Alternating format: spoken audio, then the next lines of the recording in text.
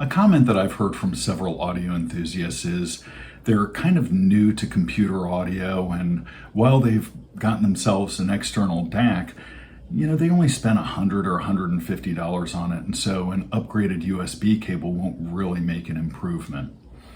That couldn't be farther from the truth. Granted, I wouldn't recommend spending $200 on a USB cable for a $100 DAC, but Wireworld offers the Chroma 8 USB cable. This is an oxygen-free copper cable that uses our Unipath internal design, and it's a truly remarkable upgrade compared to a generic cable. Chroma 8 is offered in USB 2.0 and 3.0, in A to B and A to micro B configurations, and in USB 3.1 as a C to C cable. If you have an external DAC, even if it's not a super expensive fancy one, you owe it to yourself to try a Chroma USB from Wireworld.